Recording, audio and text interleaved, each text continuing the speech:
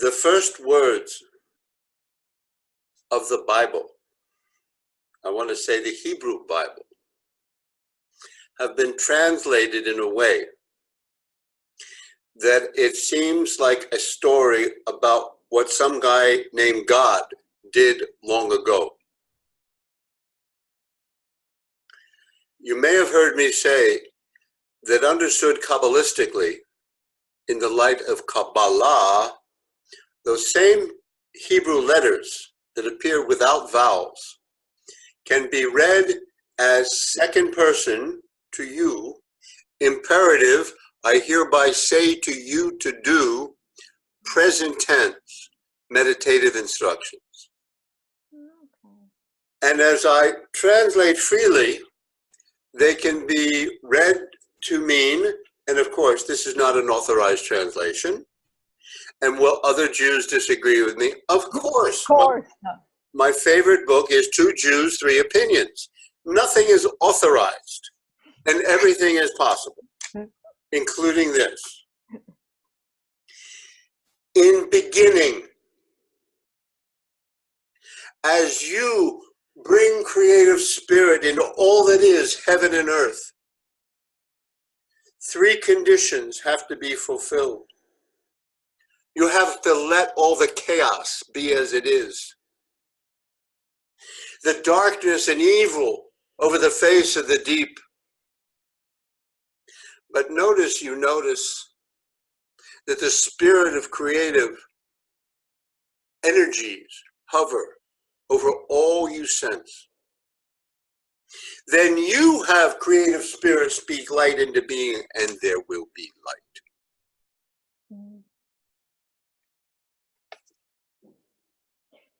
So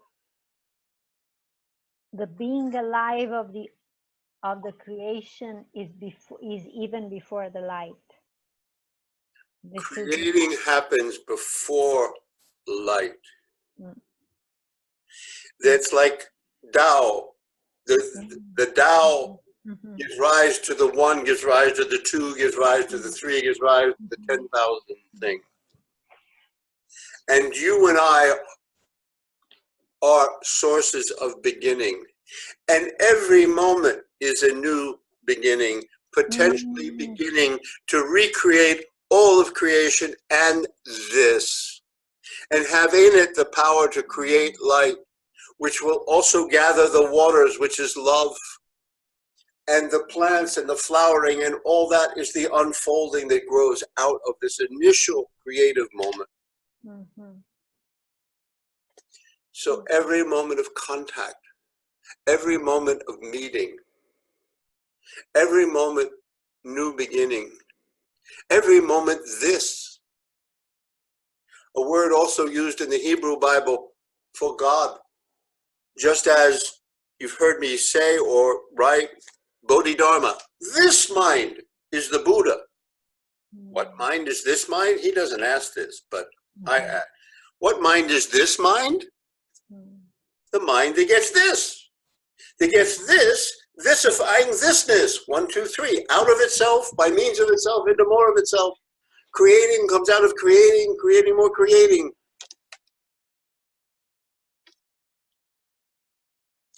Self co-creating as the ultimate gesture of energy. So all the reflexivity and the turning back on itself of words is to draw us out of the sequentializing, partializing, piecemeal making that estranges ourselves from being ever present in the ever potential originating anew of this. Like you and I make contact now when live. Exquisite, joyous, ecstatic, out of time. Yeah.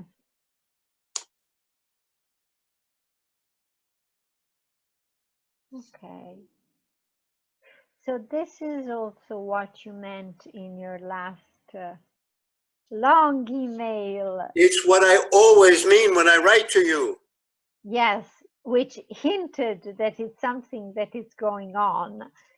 And Only and I felt, in writing, I do not have the advantage that you give me when we're live. yeah, yeah, When we're live, you look, you see, you feel, you make yeah, contact, you let in, you extend, you move. There's holding with arms in your lap, but you're still holding me and letting me hold you. It is close, it is intimate, it is full, it is complete. There's no invasion, there's pure invitation, and we're dancing.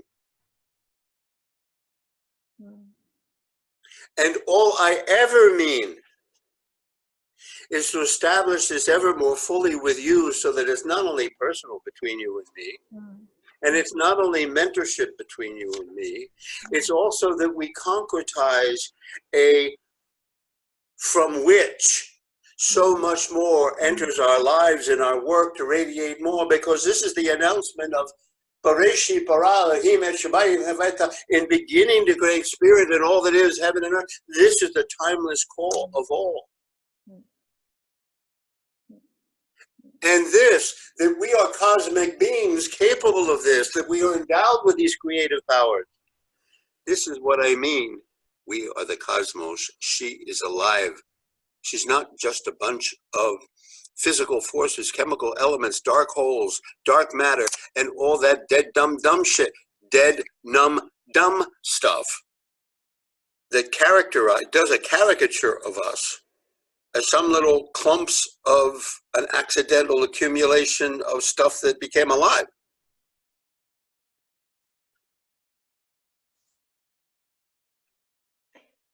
writing also has advantages, Artie, because Yes. I pondered. I think no, actually, there's an accumulation factor. How do you say that compounding is compounding? Because today, for example, I did something different. I had a little bit more to do. So I went to a yoga session at 9:30, and I was in my, okay, I want to go, let's do it. I didn't really want to go, but then I noticed that when I decide to do something and I feel that is a doing day, I tend to detach. I simply get on with it. Okay, let's do the yoga, and then the first call, and then the second call. And today I thought of what you wrote, and I imagined, and it's not even that I imagined, and I wanted it alive. And as you wrote, alive meant together, it's not detached. So what I did, I stayed with my really not sure I want to go to yoga that early. It's cold. I checked with the inner children. So that was different. It was more together and alive than my, okay, come on, let's do it. Tuck, tuck, tuck. And then I finished. So it's compounding. The talking and then what you share. I felt that it was something like I have been telling you many times. And I thought, okay, I can read it again. And then I put it aside because there's not something that I will get by reading it 30 times. But it is shifting.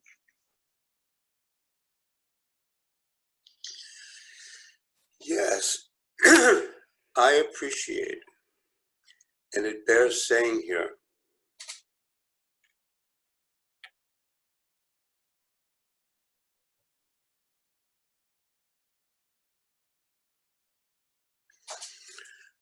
that you have, without being explicit about it, invited me to draw close enough that I can begin to hold your hand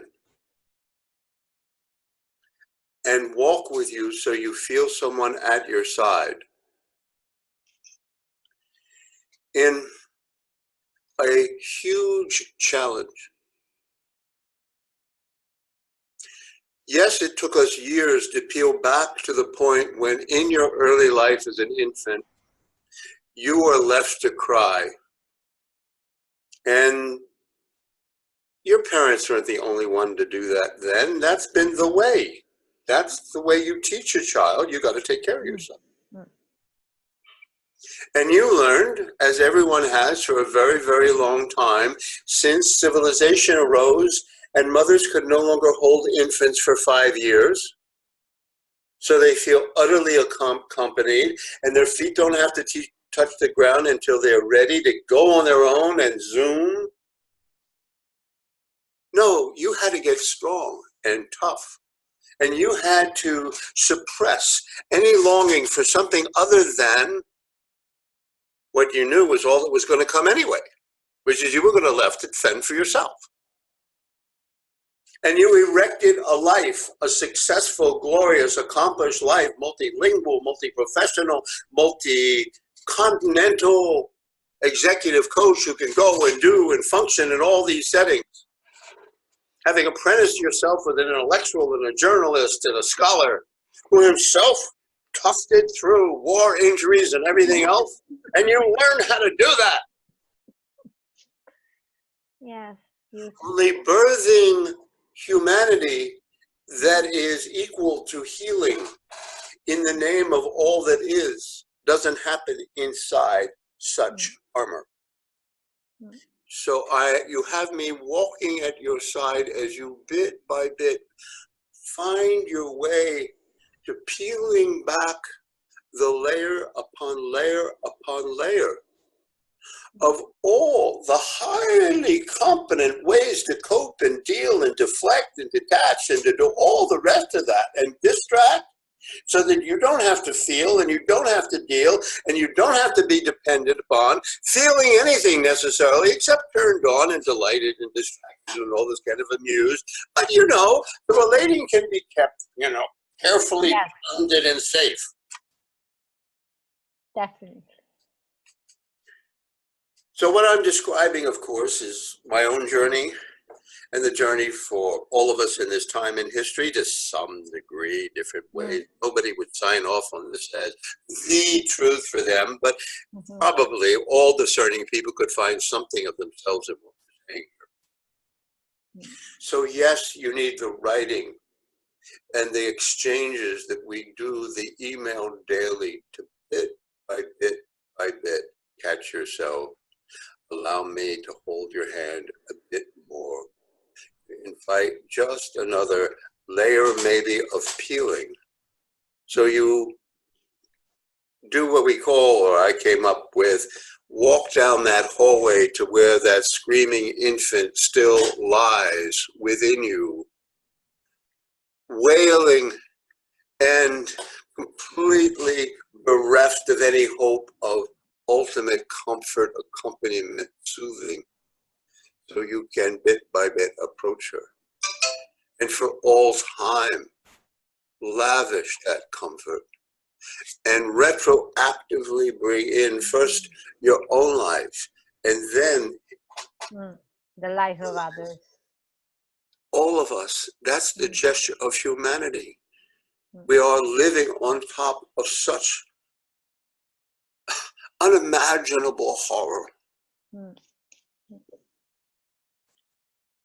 Yes. Yeah.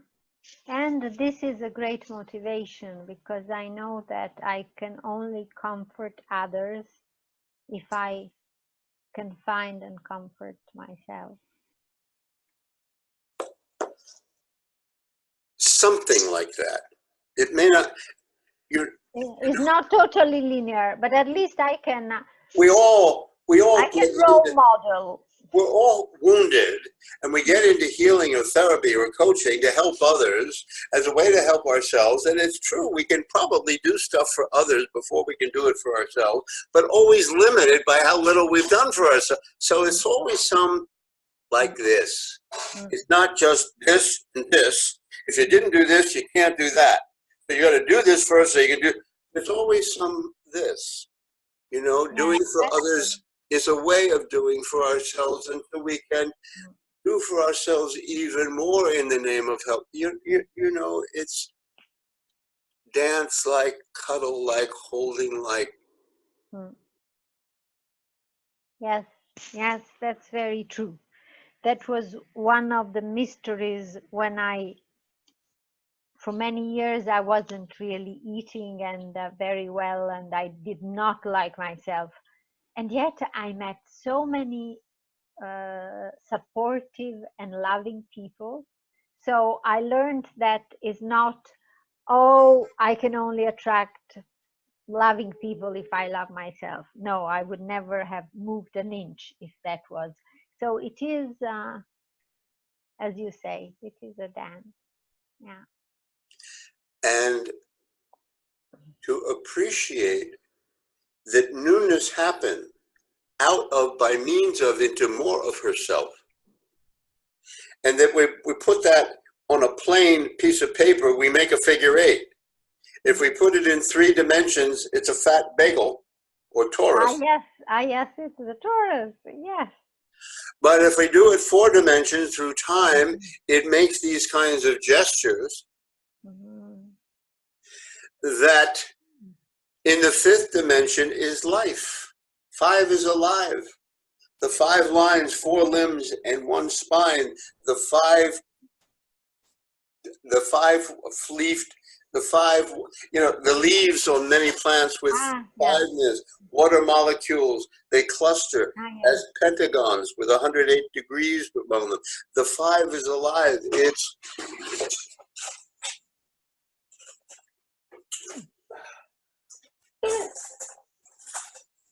you might like it.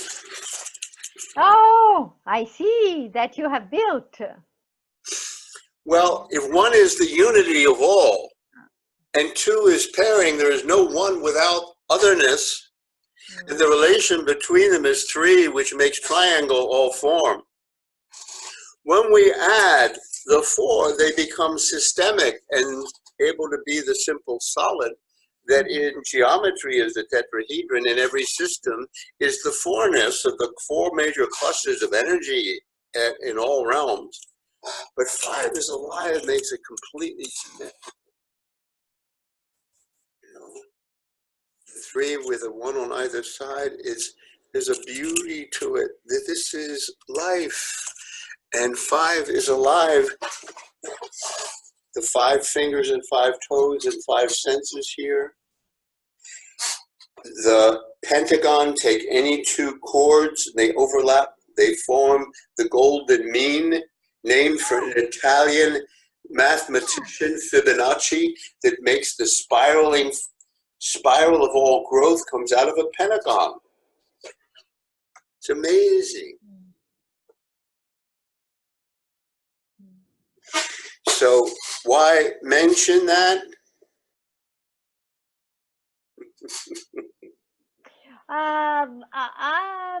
Probably a love for numbers and a keen way to look at reality, if you ask me why you mention it.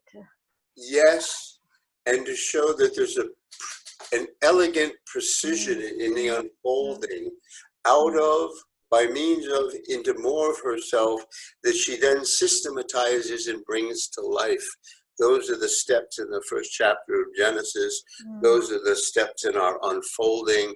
Those we recreate all over. And to see that there's a simple and beautiful geometric equivalent as well helps to appreciate that there's something happening that's self-similar at all levels. People call it fractal for a kind of mathematics. But it also comes back to you saying, you've been pondering why it's so important for me to say, we are the cosmos, she is alive. That all our functions are not just localized here, evolutionary accidents on Earth.